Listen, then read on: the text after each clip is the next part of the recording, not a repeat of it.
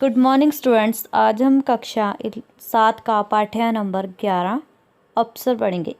इस पाठ्य में हम पढ़ेंगे कि हमें कैसे अपनी प्रतिभा को पहचानना चाहिए और उसे प्रोत्साहन देना चाहिए, और लगन व ईमानदारी से हमें अपना काम कैसे करना चाहिए और कैसे हमें मेहनत करनी चाहिए। इसके अलावा कन्या को शिक्षा देने में बढ़ावा देना चाहिए। स्कूल में वार्षिक उत्सव मनाने की तैयारी की जा रही थी, जिसके कारण स्कूल को पूरी तरह से सजाया गया था। स्कूल के मुख्य द्वार से लेकर पंडाल तक स्कूल की सजावट की गई थी। सजावट ऐसी की गई थी कि सभी लोग उसकी प्रशंसा कर रहे थे। सुभद्रा देवी, जो एक मंत्री थी, उन्हें भी इस वार्षिक उत्सव में बुलाया गया, जो स्कूल के लिए बड़े गर्व की बात थी।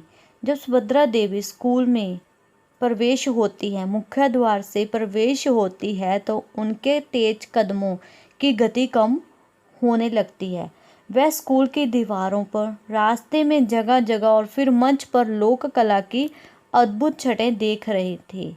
जो भी कला की गई थी, कलाकारी की गई थी बच्चों के द्वारा, उन्हें देख रही थी। वह उन्हें ये लग रहा था कि ये सब किसी कलाकार को स्कूल में बुलाकर सजावट की गई है और इस पर बहुत से खर्च किए गए हैं स्कूल के द्वारा। तभी मिसेस चंद्रा ने सुभद्रा देवी को कहा कि इसके लिए हमने कोई भी कलाकार नहीं बुलाया, ना ही इसको बनाने के लिए हमने कोई रुपया खर्च किया है। हाँ, थोड़े से रुपए से कुछ कलर जरूर मंगवाए हैं। तो ये बात सुनकर सुभद्रा देवी बहुत ही हैरान हो जाती है और सोचने लगती है कि वह सिर्फ मुझे प्रसन्न करने के लिए ऐसा बोल रहे हैं। उन्हें ये विश्वास नहीं हो रहा था कि ये कोई बच्चा ऐसी कलाकारी कर सकता है। तो तभी सुभद्रा देवी को स्कूल की प्रिंसिपल मिसेस चंदा कहती है कि ये कलाकारी हमारे विद्यालय की एक छात्रा कंचन ने की है। ये सुनकर मंत्री सुभद्रा देवी को विश्वास नहीं होता। वह प्रिंसिपल से कहती हैं कि आप मुझे ये सब बातें प्रसन्न करने के लिए कह रही हैं। तभी प्रिंसिपल कहती हैं कि नहीं मैडम, ऐसा कहकर आप कंचन का अपमान ना कीजिए। सुभद्रा देवी को लगा कि वह शायद कुछ ज़्यादा बोल रहे हैं, तो उन्होंने अपने आप को संभाला और अपनी बात को पलट दिया और कहने लगी, अरे तब तो मैं कंचन से मिलना चाहूँगी, कहाँ है वह? प्रिंसिपल चंद्रा ने तुरंत एक लड़की से कहा कि वह जल्दी से कंचन को बुला लाए। पंडाल की अगली पंक्ति में जो लोग बैठे थे उन्हें यह सब वार्तालाप सुन रही थी, लेकिन जो पीछे लोग बैठे थे उन्हें कुछ भी समझ में नहीं आ रहा था कि मंत्रियों महोदय के बीच में क्या बातें हो रही हैं। पीछे बैठे हुए लोग ये अंदाज़ा लगा रहे थे कि महोदय और मंत्री के बीच में जो बातें हो रही हैं, वह कोई तो प्रिंसिपल के खिलाफ सोचने लगे, तो कोई स्कूल की मैनेजमेंट कमेटी के बारे में। जब कंचन आती है तो सुभद्रा देवी ने उनसे पूछती हैं, क्या तुमने यह सारी चित्रकारी की है? कंचन कहती हैं, हाँ, ये सारी चित्रकारी मैंने की है। तो सुभद्रा देवी उनकी कक्षा के बारे में पूछने लगती है कि कंचन किस कक्षा में पढ़ती है। कंचन कहती हैं कि मैं 10वीं कक्षा में पढ़ती हूँ। तो फिर उसके बाद उनसे ये पूछने लगती हैं, जो सुभद्रा देवी मंत्री थी, वो उनसे ये पूछने लगती हैं कि तुमने ये कलाकारी किससे सीखी? तो कंचन जवाब देती है कि ये मैंने कलाकारी अपनी दादी से सीखी। वह हर त्योहार पर दीवारों पर तरह तरह की कहानियों के चित्र बनाया करती और सजाया करती थी। कौन सा करती थी? उसकी दादी, जो कंचन की दादी थी, वो अपने घर की दीवारों पर तरह तरह के चित्र बनाया करती थी। मैं उनकी मदद किया करती थी। धीरे धीरे मैं सीखती गई, फिर दादी को कम दिखने लगा तो वह मुझसे ही चित्र बनवाने लगी और मुझे बताती जाती कि अब कैसे क्या बनाना है। बस मैंने इस तरह चित्र बनाना सीख लिया। सुभद्रा देवी को विश्वास हो गया था कि कंचन सचमुच प्रतिभावान है। पंडाल में उपस्थित जनसमूह अधीर हो रहा था। ये श्रीमती चंद्रा भी देख रही थी और सुभद्रा देवी भी। सुभद्रा देवी ने कंचन का कंधा थपथपाकर कहा कि तुम एक दिन जरूर बड़ी आर्टिस्ट बनोगी। वार्षिक उत्सव संपन्न हो गया।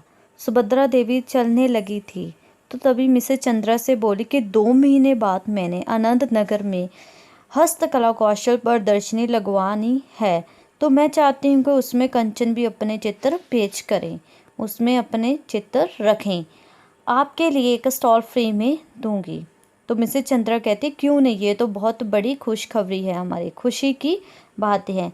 उधर कार्यक्रम समाप्त होते ही कंचन की सहेलियां उसे घेर लेती हैं और कहने लगती हैं, कई तरह के सवाल पूछने लगती हैं कि तुम्हें मंत्री महोदय ने कहा क्या क्या कहा, तुम्हारा क्यों कंधा थपथपाया उन्होंने।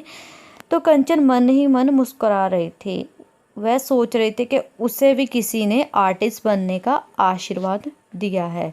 वह मन ही मन आर्टिस्ट बनने की कल्पना करने लगी। अगले दिन मिसेस चंद्रा ने कंचन को बुलाया। उसे सुभद्रा देवी की इच्छा बताई कि उन्होंने हस्तकला कौशल प्रदर्शनी लगवानी है और तुम्हारे चित्र भी वहाँ रखे जाएंगे। तो प्रिंसिपल चंद्रा कहती हैं कि कंचन तुम्हें कम से कम 50 चित्र बनाने होंगे और बाकी जहाँ जो बनाए थे वह रख देंगे। तो कंचन बड़े ही धीमे स्वर से कहती है कि मैं कोशिश करूँगी। तो मिसेस चंद्रा कहती है कि हमें कोशिश नहीं, ये काम करना है, कोशिश नहीं करनी, ये काम पूरा करना है, मैंने मंत्री से वादा किया है। मिसेस चंद्रा कंचन से कहती है कि ये तो सोचो कि तुम्हारा नाम भी कितना होगा, तुम्हें एक पूरा स्टॉल दिया जाएगा जिसमें आप अपने चित्र पेश करेंगे, वो भी फ्री में। कंचन ये बात सुनकर बहुत ही खुश होती है, लेकिन चुनौती भी कुछ कम नहीं थी। 2 महीनों में इतने सारे चित्र कैसे बना सकूंगी, वह सोच रही थी।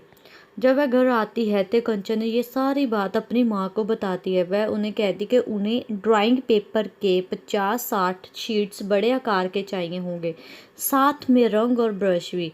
माँ ने रात को कंचन की मांग पर जो मांग थी ना, जो उसने ड्राइंग शीट पेपर मांगे थे और कलर ब्रश मांगे थे, तो उसने ये सारी बात अपने पति नंद किशोर बाबू से कही।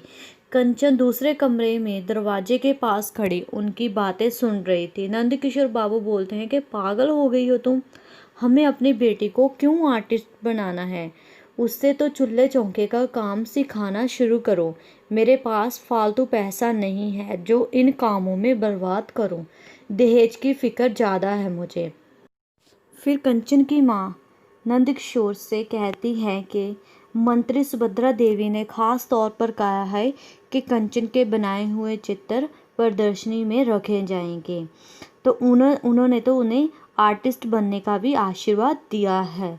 तो तभी नंदकिशोर बड़े गुस्से से बोलते हैं कि कंचन को हमें कोई भी आर्टिस्ट नहीं बनाना, मैं तो उसे 12वीं से ज़्यादा भी नहीं पढ़ाने वाला। उसके बाद जब वह 12वीं कर लेगी उसके बाद उसकी शादी कर दूंगा, बस बेटी के बोझ से मैं मुक्त हो जाऊंगा।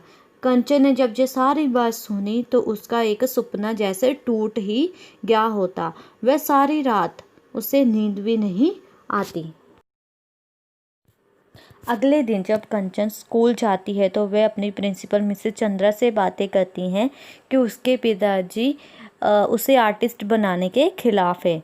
तो वह मिसेस चंद्रा उसे कहती है कि कोई बात नहीं, तुम्हारी ज़रूरत का सामान मैं मंगवा कर दूंगी, कल से तुम रोज़ लाइब्रेरी पीरियड में चित्र बनाना शुरू करो। कंचन एक के बाद एक चित्र बनाने लगी।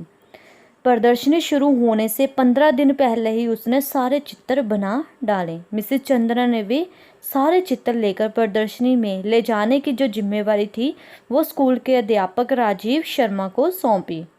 प्रदर्शनी के पहले दिन स्वयं मिसेस चंद्रा स्टॉल में उपस्थित थी।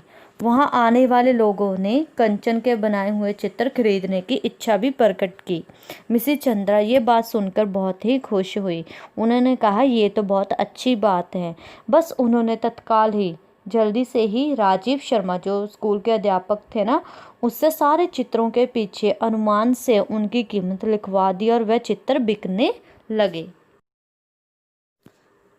उसी दिन जब शाम को नंद किशोर बाबू घर लौटते हैं तो वह कंचन की माँ से कहते हैं कि किसी काम के कारण आज उसे आनंदगढ़ जाना पड़ा। वहाँ एक चित्रकारी की प्रदर्शनी लगी हुई थी। तो उन्होंने कहा कि आज तुम्हारा चौथ का व्रत है, तो पहले तो अम्मा तुम्हारे लिए पूजा के लिए चौथ का पट बना देती थी, सो मैं ये पट खरीद लाया हूँ। तो ये कहकर उन्होंने वह चित्र लिफाफे से निकाल कर दिखाया। तभी वहाँ कंचन आ गई, तो उसने वह चित्र देखते हुए पूछा, बाबूजी आप ये कहाँ से लाए हैं? तो बाबूजी ने कहा कि मैं ये प्रदर्शनी से लाया हूँ, पूरे 50 रुपए की। इतना सुनते ही कंचन हंसने लगी।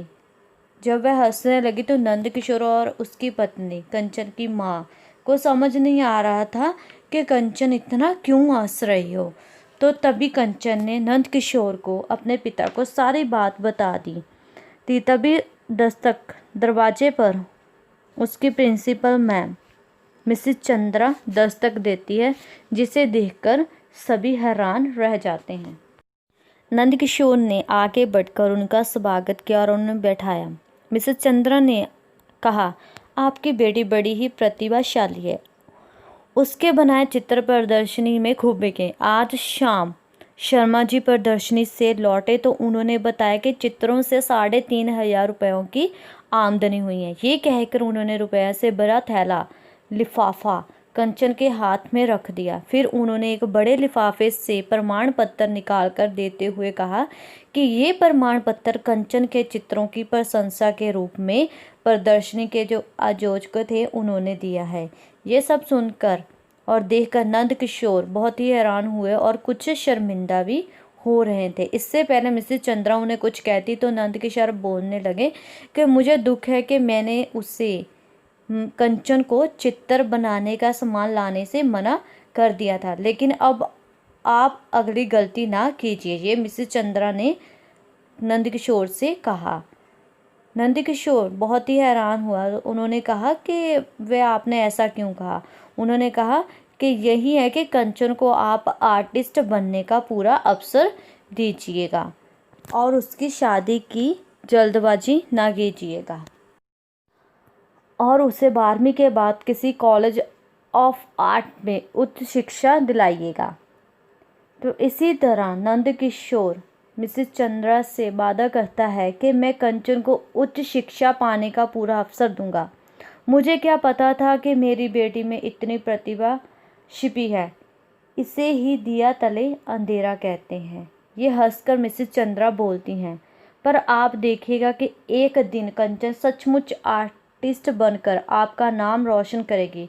फिर जब कंचन ने बताया कि कैसे बाबूजी उसका ही चित्र खरीद लाए तो सब लोग जोर से हंस पड़े। ओके स्टूडेंट्स, आई होप कि आपको ये चैप्टर अच्छी तरह से समझ में आ गया होगा। Okay, thank you students.